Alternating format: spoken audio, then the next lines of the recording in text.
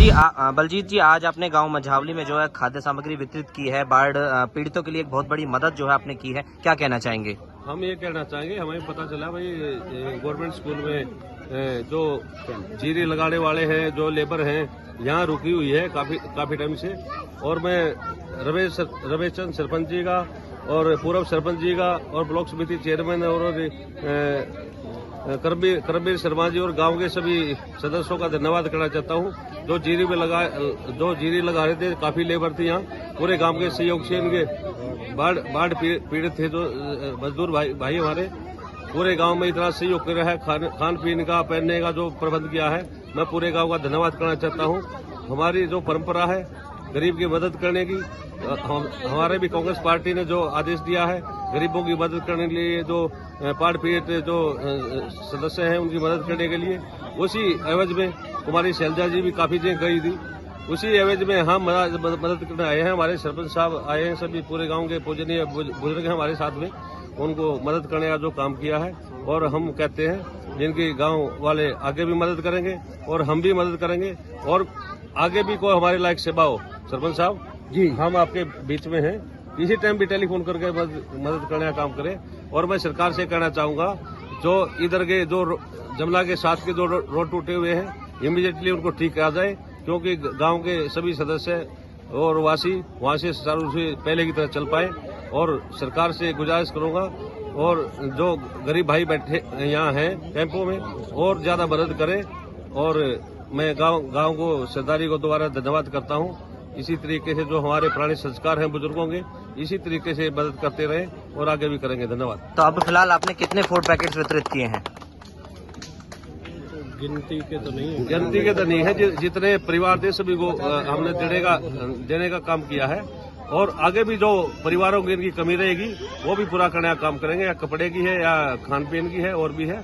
और गांव वाले पूरी मदद कर रहे हैं, मैं धन्यवाद करता हूं दोबारा। धन्यवाद। सरपंच साहब, क्या कहना चाहोगे? अभी फिलहाल जो है कांग्रेसी नेता बलजीत कौशिक ने जो है मझावली आपके गांव में आकर जो है बाढ़ पीड़ितों को खाद्य सामग्री वितरित की है। मैं कौशिक साहब का बहुत बहुत धन्यवाद करूंगा, जो ये मेरे गांव में बाढ़ पीड़ितों के लिए जो सामग्री बांटी है, ये मेरी एक बहुत ही सराहनीय है। और मैं कौशिक साहब से यही कहूंगा कि जैसे भी तुम दान दे रहे हो और देते रहना। और क्या अपेक्षा, इससे क्या उम्मीद रखते हो आप? मैं कौशिक साहब से यही उम्मीद करूंगा कि जो हमारे गांव वासियों ने कहा है कि भाई रोड का जो हमारे रोड टूट गए हैं, या जो हमारी फसल मर गई है हमारे किसानों की, या जो हमारे ये बाढ़ में बहे आदमी जो हमारे यहाँ आए हैं, तो इनको जो आशाना है, थोड़ा बहुत आशाने के लिए भी थोड़ा सा देंगे। देखिए, ये फिलहाल सरकार में नहीं है, ऐसे में बीजेपी की सरकार है, और आप मांगे जो है इनसे रख रहे हैं, तो इसमें क्या कहना चाहोगे? देखिए, ये तो कौशिक साहब से ये निवेदन करूंगा, सरकार में नहीं होने के कारण भी ये हमारे गांव में पधारे और ये ऊपर आवाज देंगे। जी, आज आप गांव मझावली में आए हैं और बाढ़ पीड़ितों को लगातार खाद्य सामग्री वितरित करने का काम कर रहे हैं, तो क्या कहना चाहेंगे? देखो, इस साल जो हम पहाड़ी इलाकों की बात करें या मैदानी इलाकों की, इस साल मानसून की वजह से ज़्यादा जो बारिश हुई है उसकी वजह से हमारे, अगर हम हिमाचल की बात करें या दिल्ली की बात करें या हरियाणा प्रदेश की बात करें, तो इसमें बाढ़ की स्थिति बनी हुई है। और जो इलाके जो यमुना रिवर है उसके तट के आसपास के जो गांव हैं या शहर हैं, उनमें जल भराव की स्थिति पैदा हुई। आज हम यहाँ मझावली गांव में उपस्थित हैं और बहुत सारे लोग हैं जो बाढ़ की वजह से ग्रस्त हैं, दुखी हैं, परेशान हैं। उनकी मदद के लिए आज हम यहाँ पर पहुँचे हैं। और हम देख सकते हैं कि बाढ़ की वजह से जो हमारे किसान हैं उनकी लाखों एकड़ फसल, हरियाणा प्रदेश की अगर बात करें, लाखों एकड़ फसल बर्बाद हुई है। और जो जिनके मकान थे उनको मकान छोड़ने पर मजबूर हुआ है, जो कीमती सामान था वो सारा जो बाढ़ का पानी था उसमें बह गया है।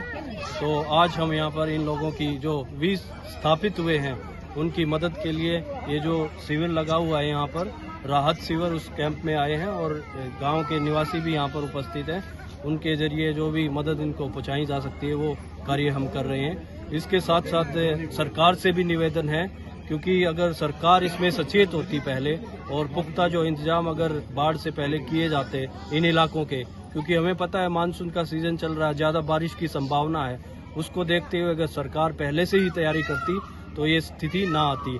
तो मेरा सरकार से ये भी निवेदन है कि जो किसानों की फसल बर्बाद हुई है उसका उचित मुआवजा उनको मिले, और जो लोग मकान और अपने जो घर हैं उनको छोड़ने पर मजबूर हुए हैं उनको पुनः स्थापित, उनको पुनर्गठन के लिए कोई सुविधा उपलब्ध कराएं। और बाढ़ का जो पानी यहाँ पर आसपास भरा हुआ है उससे बीमारियाँ भी फैलने का डर है। तो सरकार से ये भी निवेदन है, प्रशासन से भी निवेदन है कि उनके लिए दवाई और चिकित्सक सुविधाएं जो है उपलब्ध कराई जाएं। और ये प्राकृतिक आपदा है, इसमें मैं तो यही कहना चाहूँगा, इसमें सरकार, प्रशासनिक, विपक्ष के जो हम अगर बात करें, हम कांग्रेस पार्टी के कार्यकर्ता हैं, नेता हैं, बलजीत कौशिक जी हैं कांग्रेस पार्टी के महासचिव हरियाणा प्रदेश से, तो हम ये कहना चाहेंगे ये सबका दायित्व बनता है, हम सब इकट्ठे होकर जो शहर की या अलग अलग गांव में जो भी सामाजिक संस्थाएं हैं जो वो साथ मिलकर लोगों की मदद के लिए आगे बढ़े। देखिए, जहां एक और आप बात कर रहे हैं, सरकार से निवेदन कर रहे हैं और पहले से ही चेतावनी जो है लोगों को सचेत करने की बात कर रहे हैं, वहीं मझावली में लगभग 8-10 सालों से लगातार एक पुल का निर्माण चल रहा है और अभी तक वो पुल जो है जन समर्पित नहीं हो पाया है। और ऐसे में दुष्यंत चौटाला हाल ही में ग्रामीणों से कहीं की क्षेत्र में 400 मीटर बांध बनाने की बात कहकर गए हैं। तो क्या लगता है कि आपकी सरकार इसे पूरा करेगी या फिर इसी योजना में जो है ये पूरा हो जाएगा? देखो, सरकार तो बीजेपी की है, हमारी सरकार नहीं है, लेकिन और ये जो देखिए जिस तरीके से जो है 8-10 सालों से जो पुल का निर्माण चल रहा है, जो सवाल आपने पूछा है वो जो आज हम यहाँ राहत कैंप में आए हैं इनकी मदद के लिए, उससे अलग पूछा है, ये पॉलिटिकल इश्यू है। और मैं आपको बताना चाहूंगा कि देखिए ग्रामीणों का यहाँ लगातार कहना है कि जो मझावली गांव जो डूबा है वो कहीं ना कहीं कि इस पुल की वजह से भी जो डूबा है। तो ये जो मैं मुद्दा आपके बीच रख रहा हूँ ये इसी से जुड़ा हुआ है, क्योंकि ये बाढ़ आना जो गांव में जो आसपास के जो डूबना है, जो खेत खलियान डूबे हैं वो पुल के बांध की वजह से डूबे हैं। इस पर क्या कहना चाहोगे? देखो, अगर उसको ढंग से, अगर उसकी जो ड्राइंग है पुल की उस हिसाब से अगर उसको तैयार किया जाता, और मैं आपको बताना भी चाहूँगा 9 साल से भाजपा की सरकार देश में भी है और प्रदेश में भी, और जजपा के साथ उसके साथ गठबंधन में है, लेकिन जो उद्घाटन इस पुल का बहुत कई साल पहले जो किया गया था, नितिन गडकरी जी उद्घाटन करने आए हुए थे, लेकिन ये इनका जो इसको बनाने का जो पुल का निर्माण है वो बहुत ढीला भी चल रहा है। और उसको अगर उचित तरीके से गांव की जो सारी उसको दृष्टिकोण से अगर हम देखते और उससे अच्छे ढंग से अगर उसको बनाते, जिससे जो जमुना रिवर का है वो पानी प्रभाव ना, जो लहर चलती है उसमें उसको रुकावट ना होती है और वो प्रभाव सही तरीके से चलता, तो मैं मानता हूँ कि वो सही होता। जी, वही मैं पूछना चाह रहा था कि अब जो वादा किया गया है, जहां 9 सालों से पुल का निर्माण पूरा नहीं हो पाया, तो क्या लगता है कि इस योजना में सरकार जो है यहाँ पर बांधों का निर्माण करा सकेगी? मैं तो इस पे यही कहना चाहूँगा, आप भी देख रहे हैं कि 9 साल का कार्यकाल भाजपा सरकार का प्रदेश में भी हुआ है, देश में भी, लेकिन एक छोटा सा पुल अगर वो नहीं बना पाई है जिससे कनेक्टिविटी हो सकती थी, तो मैं मानता हूँ कि वो सिर्फ झूठे वादे करता है।